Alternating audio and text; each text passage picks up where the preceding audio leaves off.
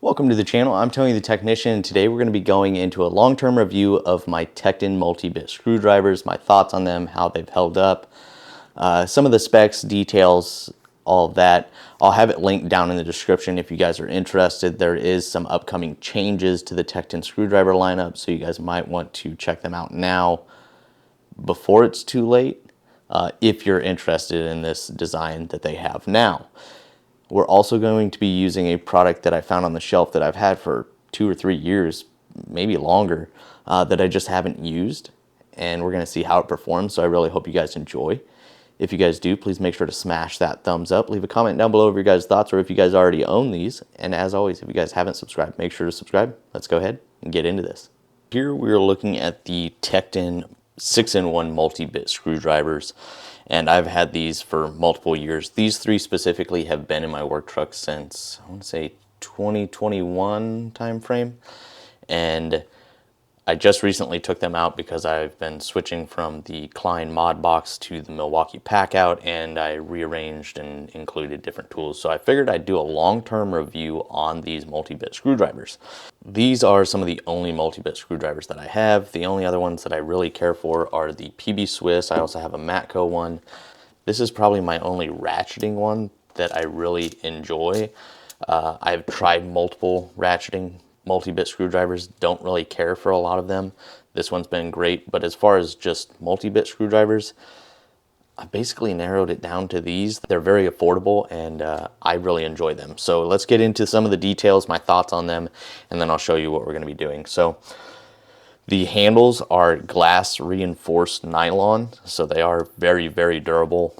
They resist chips, cracking, heavy impacts, high temperatures, cleaners, chemicals, fuels, all of that good stuff. They do a really good job. They don't absorb much. There you can see Tekton. And it's just their four-sided hard handle design.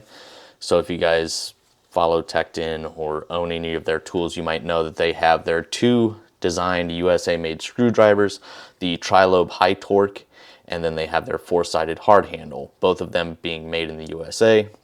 They are going to be switching to a German-made company, so I'm not sure how long those two styles of screwdrivers are going to be around, but when they switch, I don't know if they're keeping the same design or going with a whole new design, just having somebody else make them. I am pretty excited about the German screwdrivers to see what they come up with, but with those two styles going away, I'm sure these multi-bits are going to do the same. So if you are interested in just their screwdrivers, those two handle designs, or their multi-bits, now would probably be the time to get them, especially since they're commonly on sale right now. Even at their full price, they are very affordable and good screwdrivers. So with this design, the bits are going to be dual-sided, so they are a longer style bit. This one specifically being Torx. This one is slightly larger Torx, and this one being my Phillips and slotted. I also have a few others that I keep here at the house, but I haven't had those in the work truck, so I figured I'd do the review on the ones that I use weekly. With the bits, they are milled down at the end, so you get some decent length for recessed areas, or a little bit more clearance.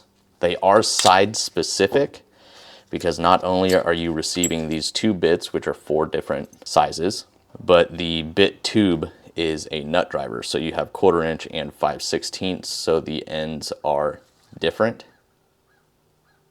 And there's no ball detent or spring-loaded ball inside the tube.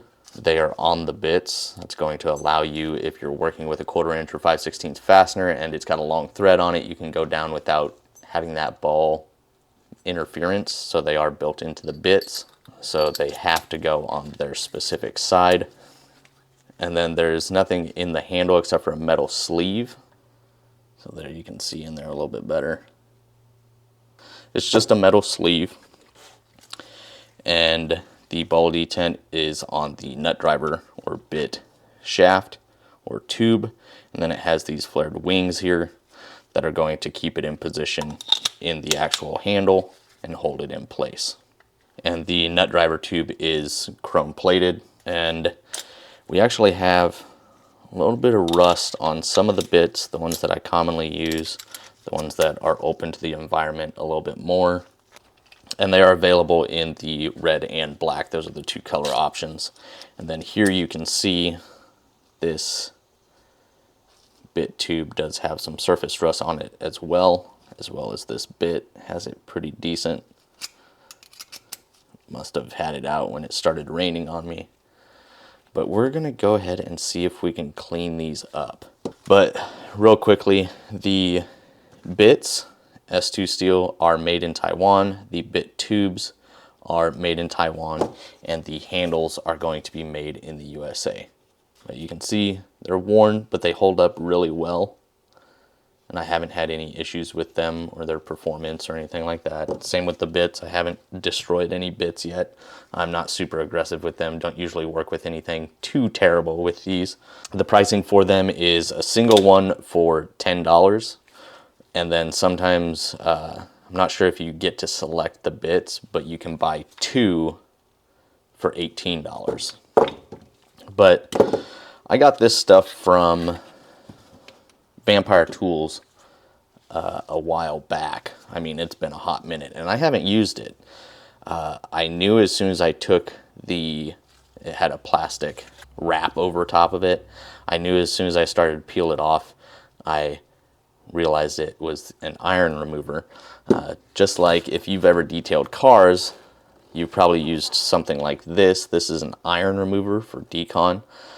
This is going to remove iron particles that are stuck in your paint. So if you walk up to your car and you see small specks, and sometimes they're brown or amber, sometimes black, a lot of the times that's coming off of the road, or it's from your brake dust coming and sticking to the side of the car.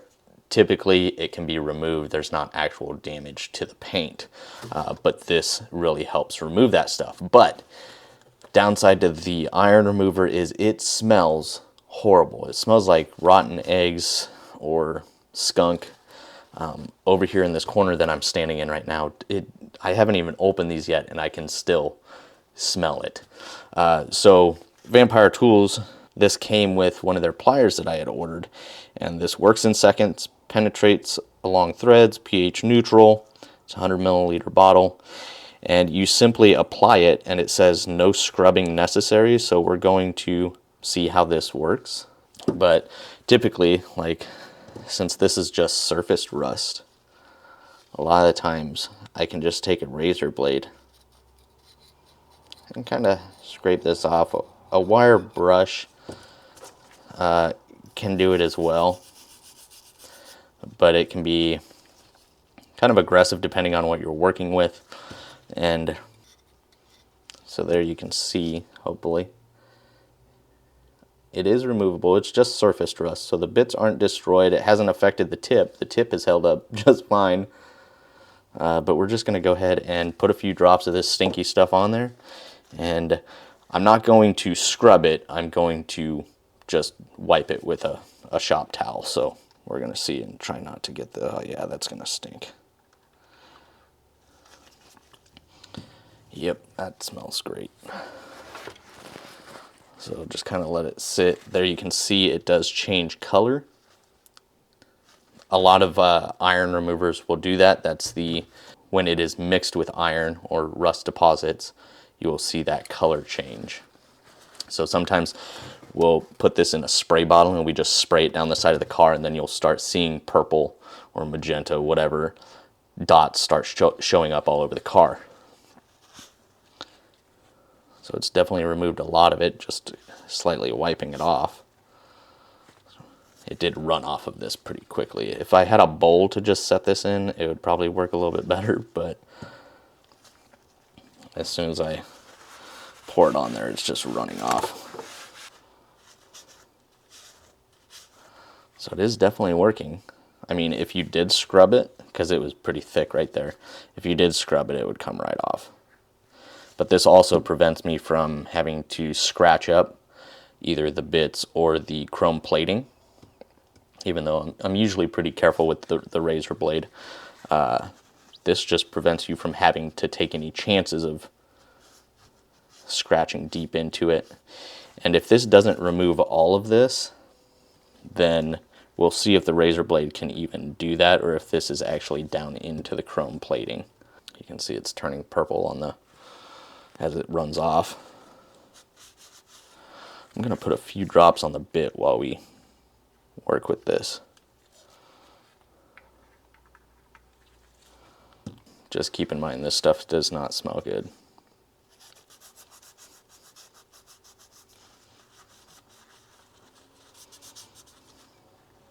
It's already cleaning up the bit almost instantly. It does work fast, and it is removing it quite easily. There's zero effort going into this right now. Like, I'm not scrubbing or struggling.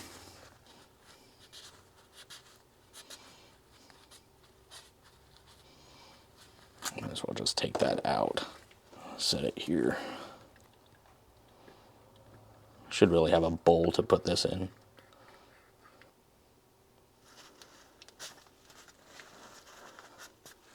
So I'm going to do like 2 more times on here. It is slowly removing all of it, but I want to get a razor blade over it and see if I feel any defects in the chrome or if it's all on top.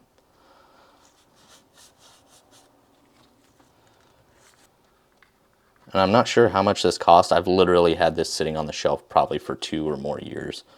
I feel like that stuff is actually more potent than my iron remover, which is pretty intense. This mat is probably going to smell like a skunk's butt for a long time.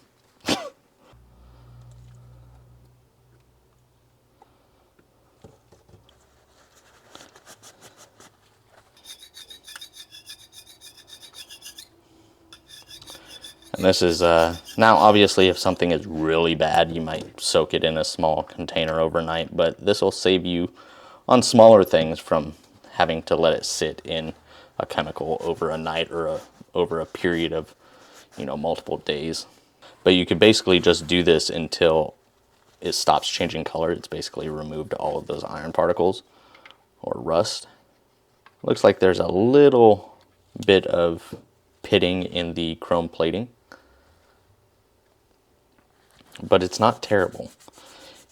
And it has been like this for a minute, and I just haven't done anything about it.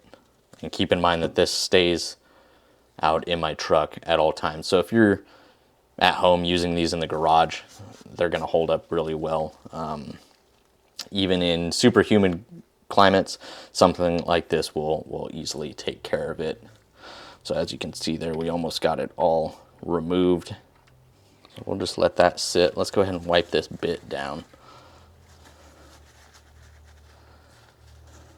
I'm just trying to get it out between the Phillips blades. So it's got a lot of it off. And that was just it sitting there and then me just wiping it off. Looks like I'm over here crushing blueberries or something.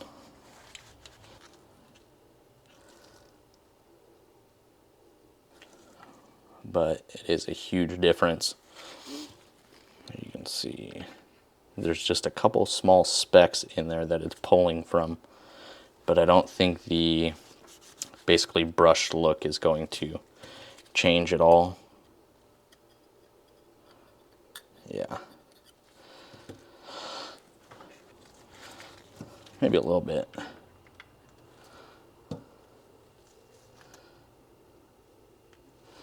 There you can see we're not getting much of a reaction anymore. So if I clip some of this stuff out of the video, it's not me trying to hide how this stuff performed. I could really care less if it worked or not. I just wanted to try it out. It's basically just trying to save time. So there you can see it's definitely getting much, much better. Just wait for it to turn purple. Oh yeah. So let me just go ahead and keep on working on this, and then I'll bring you guys back in for when I'm done with it.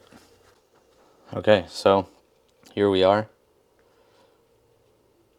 I was probably off camera for maybe 45 seconds to a minute, and I could probably get this even better, but honestly it's to the point to where all the surface rust is just off of it. It's not going to affect the tip sizing or fitment or anything like that. I just wanted to use this stuff and see how it performed. I don't even know if they sell this still or not, but trying out a rust remover or having a small rust remover on hand. Depending on how much stuff you have, you might need more than this, just depending on what kind of stuff you deal with. It worked really well on the tube as well. There is pitting in the chrome.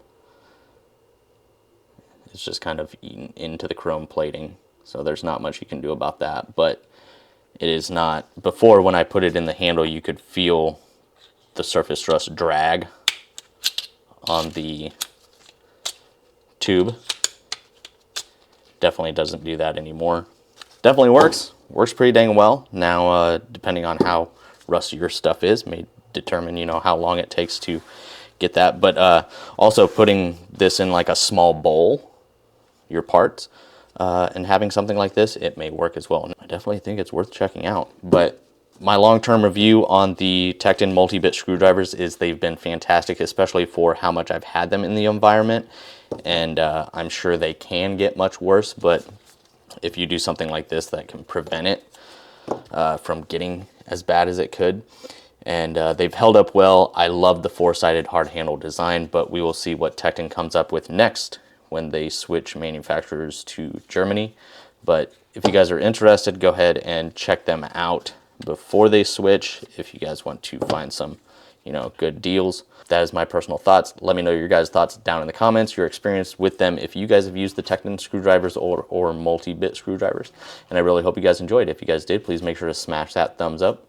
And as always, if you guys haven't subscribed, make sure to subscribe. And I'll see you guys next time.